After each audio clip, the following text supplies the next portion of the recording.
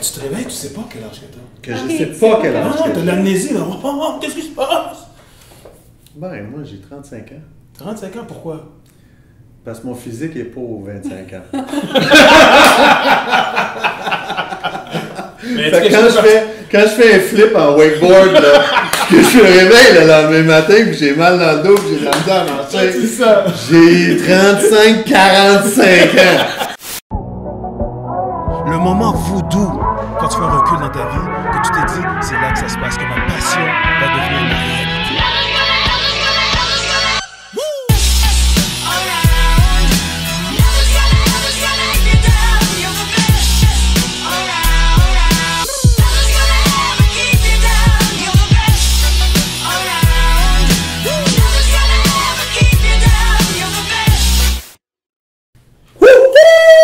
Le Black Voodoo X dans la place pour les rendez-vous du voodoo. Aujourd'hui, je me sens sapé, je me sens bien. Je suis avec Patrick Fortin et qui d'autre? Nul moindre que Iris Setlack. Oui, baby! Iris, pour nos auditeurs, c'est qui Iris Setlack? Oui? Iris Setlack, c'est une femme passionnée, qui aime la vie, qui est passionnée par la mode, la vie, les enfants, l'amour, puis qui a envie de partager. Patrick, on est à une station de métro. Henri Bourassa, je descends à Sauver. Parle-moi de Patrick Fortin. Un homme d'affaires qui est dans la mode, dans la création, mais en même temps qui a un côté business, puis qui jongle avec les deux. Vous êtes les deux dans la mode, vous vous côtoyez du jour au lendemain, tous les jours vous êtes ensemble. Ouais. Quels sont les défis d'évoluer ensemble dans le même domaine, qui est le domaine de la mode? Le premier défi, je peux répondre à la question parce que moi je suis arrivé, elle a commencé en bas de chez nous. Là, dans le sous-sol, dans le fond, lui il avait son entreprise, puis moi j'avais un rêve, c'est de partir de ma collection de vêtements, puis Patrick m'a dit là arrête d'en parler, là, fais-moi 10 styles là, qu'on n'en parle plus. Là. Fait que j'ai fait 10 styles dans le sol de ma maison. Une petite capsule, là. On venait juste d'avoir des enfants, elle avait rien à faire, elle était à la maison. Tu sais, elle avait laissé son entreprise, on avait un bébé naissant, là. Puis, attends, ça, ce que tu me dis là présentement, est-ce que c'est ton moment voodoo? Le moment où ce que tu dis, c'est là que ça va se passer? Ben, je peux dire que, honnêtement, moi, j'étais, à l'époque, j'ai été élevée dans la mode, hein? Ouais. Mais le moment où j'ai toujours voulu avoir ma collection de vêtements, mais quand on a eu nos enfants, il a fallu que je prenne un arrêt, j'avais des petits-enfants, puis Patrick m'a vraiment poussée à « Vas-y, là, fais-le, là, je te back, là. » Fait que je l'ai faite, puis c'est ça, on a commencé, dans le fond, notre shipping, c'était notre salle à manger. Fait que, c'est comme tout était fait. Dans les meubles, dans se mettre du racking, roulant. Moi, je shippais, j'étais enceinte. Puis je shippais, le gars de shipping, écoute, enceinte avec un bébé, là, puis le gars de UPS, là, c'est comme il pouvait pas partir. Il fallait qu'il attende. Nous, c'est de rentrer dans l'univers de la femme totalement. Donc, la femme au travail, qu'elle soit avocate, juge, comptable ou en publicité ou n'importe quand, elle va trouver sa place chez Iris Setlack. Mais on amène cette femme-là dans mon quotidien qui est nous, on a un chalet, on a eu un voilier, fait qu'on fait maintenant avec Aïe des vêtements plus pour les week-ends, le voyage. Puis là, on est en train de travailler un autre volet qui est le home, alors pour la maison, les coussins, mais toujours dans les mêmes couleurs, c'est toujours la même vision. Fait que c'est de toujours se dire, regarde, j'ai une vision, puis je la suis. La mission d'entreprise. Parlez-moi justement de ça. Ben, c'est sûr qu'à un moment donné, dans les années, peut-être ça fait quoi, 8 ans? 2007. 2007, les gens ont décidé d'aller tout prendre leur production, les entreprises québécoises, puis les amener en Chine.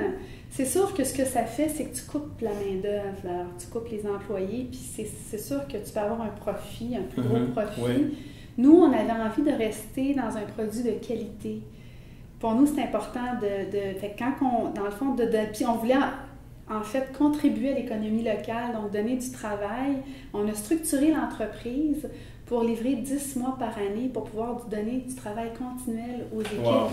interne et externe. Mais ça s'est fait parce qu'en 2007, toutes les compagnies étaient en train de faire faillite. Les couturières, les unités qu'on appelle les unités de couturières, dans le fond, c'est une gérante de couturière, puis tu as toute une équipe de sewers. Puis il était en train de partir, là. Il était en train de fermer, les machineries étaient en train de se vendre, tout le monde allait en Chine.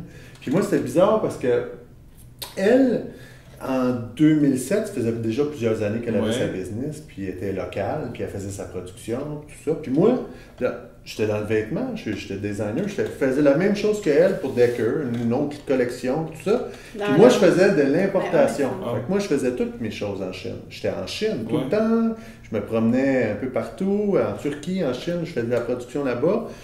Puis on l'importait, puis on l'emmenait à Montréal. Fait que c'était complètement comme deux différentes business. Elle était locale, moi j'étais import. Puis en 2007, moi je vivais quelque chose du côté import que plusieurs personnes, aujourd'hui en 2017, 10 ans plus tard, ils vivent beaucoup plus fort que moi je l'ai vécu. C'est que les Chinois commençaient à avoir de plus en plus de production, commençaient à devenir de plus en plus exigeants. Les quantités, les prix, tout ça, tout augmentait. Il y avait plus de quantité. Tout augmentait. La qualité perdait un peu son sur nous, tout augmentait. La qualité, tout diminuait. Puis, d'un autre contrepartie, eux, ils shippaient directement de la marchandise ici au port de Montréal, pas vendue, dump ship, vend-les quand il va arriver sur place. Ça nous coupait les prix.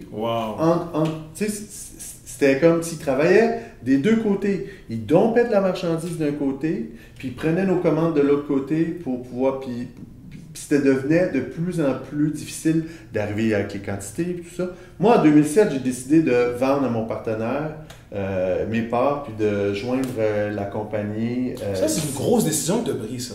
Une grosse décision. Parce que c'était ton entreprise. Tu as décidé de vendre tes parts pour te joindre à Chris. La décision, ça a été une très grosse décision qu'il a prise parce que c'est sûr que ça allait très, très bien son entreprise. Je l'ai vendu au pic. C'était c'est devenu très bien. C'était devenu très, très gros. Puis ça allait vraiment bien. Mais ce qu'on a décidé de faire, puis je veux dire, ça peut être un élément, j'espère, inspirant pour d'autres parce que nous, on s'aime beaucoup. Puis on a décidé que l'argent, pour nous, c'était pas important. Fait que Patrick, il laissait aller ça. Moi, j'avais une petite entreprise. On a décidé de choisir la famille, de se choisir, puis de choisir la famille, puis de croire en nous, puis de dire, regarde, ce qui est important, c'est quand tu suis ton cœur, puis ton instinct, tu sais, tu peux tout faire. Tu sais, puis l'argent, moi, je lui ai dit, regarde, moi, si je pourrais habiter avec toi, on vend la maison, on se retrouve dans un petit appartement, mais je vais être heureuse. Parce que finalement, c'est pas arrivé, mais c'est ça l'essentiel. Puis à partir de ça, il a pris sa décision, il voulait être avec les enfants, il voulait être avec moi. On a plongé dans cette entreprise-ci ensemble, puis on a grossi. Maintenant, on va à travers le Canada, les États-Unis, on a 2 boutiques. Puis l'important, c'est de suivre son cœur, puis de croire en soi. Dans les moments difficiles, il faut que tu y crois. Fait qu'il faut que tu y crois vraiment. Parce que sinon, tu vas lâcher à un moment donné. Il va y avoir un moment difficile. Il y a eu des moments difficiles. Il y a eu des moments très difficiles. On a changé notre mode de vie. T'sais, on a changé notre mode de vie, puis ça a été un choix qu'on a fait ensemble. Puis c'est ça la vie. Demain, vous ne pouvez plus travailler dans la mode. Il n'y a plus de question d'être designer. Qu'est-ce que vous feriez comme emploi? Moi, j'adore tout ce qui est création. J'aimerais ça être tout ce qui est décor. C'est ça qui est vraiment... Encore dans les couleurs, les tissus. Moi, c'est ce qui me fait vibrer, vraiment. Nice! Là-dessus, on se rejoint très bien parce que moi, j'irais vraiment dans le développement immobilier. Dans le développement immobilier? Ouais. J'ai déjà quelque chose là-dedans, puis je continuerai là-dedans vraiment à temps plein. Concept de maison... avec les nouvelles technologies, qui va chercher les nouvelles façons de construire, qui sont plus intelligentes qu'on a déjà faites, puis en même temps qui te font vivre plus à l'extérieur qu'à l'intérieur. c'est-à-dire les grosses fenestrations, tout ça. Fait que développer ça, on a un projet en ce moment à Wentworth Nord de développer des 194 maisons comme ça, là, avec ça, là. Puis on est en train de mettre ça de l'avant. On vient d'avoir cette année de projet, je vous dis, les approbations pour tout faire ça.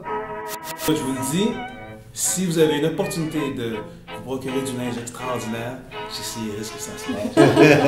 C'est là que ça se passe. Si j'étais une femme, je pourrais m'habiller comme Cyrus, là, je serais bien. Mais encore une fois, merci beaucoup d'avoir pris le temps. Je me sens encore très privilégié. Les rendez-vous du voodoo avec Patrick Forté et nul autre que Iris Setlack. Oui! One love.